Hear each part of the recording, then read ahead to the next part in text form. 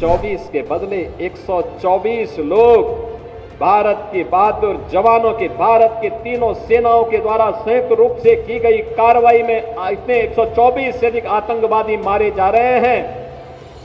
तो गलती भारत की नहीं, जो लोग पाकिस्तान में बैठ करके आतंकवादियों को प्रश्रय दे रहे हैं, आतंकवाद को पनपा रहे हैं, और ये आतंकवाद मैं विश्वास के साथ कहता हूं ये पाकिस्तान को ही ले डूबेगा एक दिन। ज्यादा दिन नहीं रहे। पाकिस्तान पे हमला तो भारत की सेना ने नहीं किया था, उसने हमारे निर्दोष लोगों पर प्रहार किया था, धर्म पूछ करके गोली मारी थी, 3 वर्ष तक के बच्चे को गोली मारी थी। कानपुर के शुभम द्विवेदी को मात्र 2 महीने पहले शादी हुई थी उस युवक की, उसकी पत्नी के सामने गोली मार दी गई। 26 ऐसे लोगों को निर्मम हत्या कर दी गई। और उसके बाद 24 के बदले 124 लोग भारत के बहादुर जवानों के, भारत के तीनों सेनाओं के द्वारा संयुक्त रूप से की गई कार्रवाई में इतने 124 से अधिक आतंकवादी मारे जा रहे हैं। तो गलती भारत की नहीं, पाकिस्तान के उन लोगों की है जो लोग पाकिस्तान में बैठ करके आतंकवादियों को प्रश्रय दे रहे हैं, आतंकवाद को पनपा रहे हैं। और ये आतंकवाद मैं विश्वास के साथ कहता हूं ये पाकिस्तान को ही ले डूबेगा एक दिन। ज्यादा दिन नहीं रहे पाकिस्तान के पास। वैसे भी हमारे एक पूज्य संत ने घोषणा की थी कि पाकिस्तान तो ये भविष्यवाणी है, पाकिस्तान का आध्यात्मिक जगत में कोई अस्तित्व नहीं है।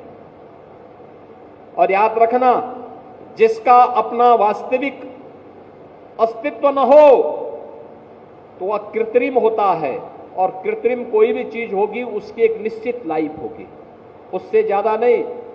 75 वर्ष बहुत जी लिया पाकिस्तान,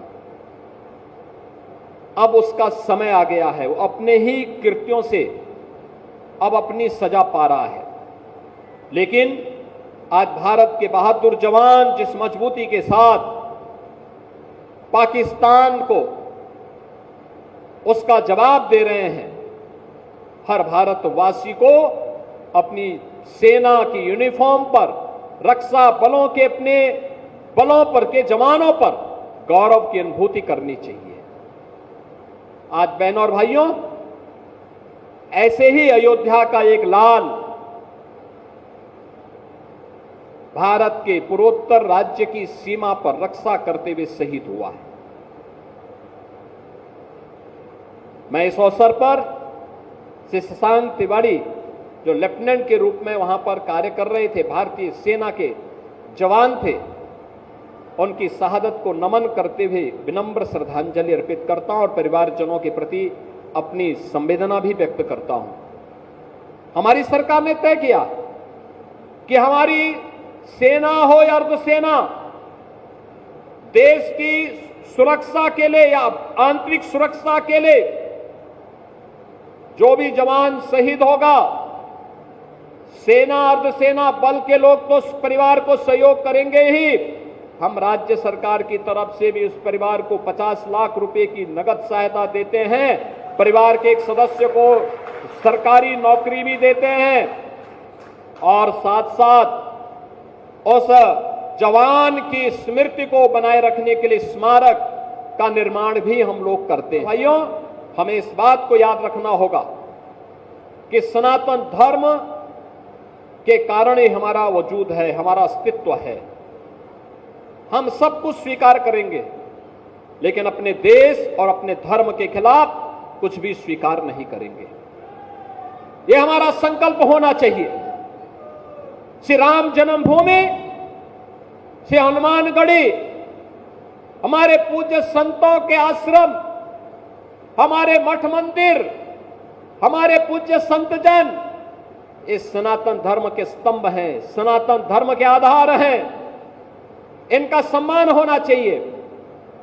इनकी गरिमा और इनके गौरव के विरुद्ध कोई भी आचरण स्वीकार्य नहीं होना चाहिए। और इसीलिए डबल इंजन की भारतीय जनता पार्टी की सरकार पूरे देश के अंदर विकास को विरासत के साथ जोड़ करके कार्य कर रही है। विरासत जो भगवान राम की है, विरासत जो भगवान श्री कृष्ण की है, विरासत जो बाबा विश्वनाथ की है, विरासत जो हमारे पूज्य संतों की है, और विरासत की उसी व्यवस्था को आगे बढ़ाने के लिए आज आप देखते होंगे अब हम लोगों ने अयोध्या के साथ साथ विंध्यवासिनी धाम में भी काम प्रारंभ किया, वहां भी एक भव्य कॉरिडोर दे दिया है। प्रयागराज में भव्य और दिव्य कुंभ आपने देखा होगा, कितना भव्य और दिव्य कुंभ हुआ था। सनातन धर्म का आयोजन इतनी भव्यता के साथ होगा और दुनिया की कोई माई का लाल उस आयोजन में विघ्न बाधा नहीं डाल पाएगी। यह भी हमारा संकल्प था। पूज्य संतों के आशीर्वाद से कार्यक्रम पूरी भव्यता के साथ आयोजन संपन्न हो। के विकास के लिए हम लोग चिंतित होते थे। गोरखपीठ का अयोध्या से संबंध आज से नहीं, 3 पीढ़ी से अयोध्या आते थे। टूटी फूटी सड़कें, दिन में बिजली नहीं होती थी, रात्रि में भी 3 घंटे 4 घंटे मिल गई गनीमत है।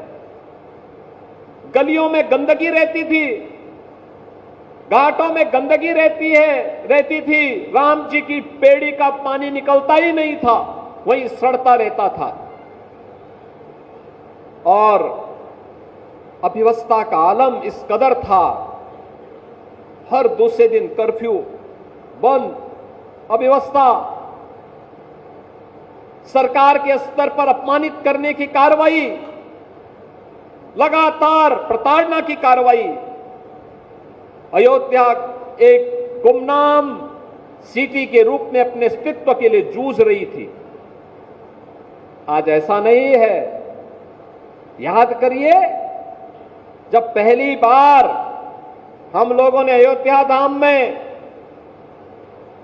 2017 में दीपोत्सव के कार्यक्रम के साथ हम जुड़ने के लिए आए थे। मेरा विश्वास था ये दीपावली तो अयोध्या ने दी है दुनिया को, भारत को दिए सनातन धर्म का प्रमुख पर्व और त्योहार अयोध्या ने दीपावली के रूप में दिया है। और भगवान श्री राम ने विजयादशमी का पर्व भी लंका विजय के उपलक्ष्य में इसी अयोध्या की देन है। तो लोग जब बोलते थे कैसे होगा, हमने कहा होगा।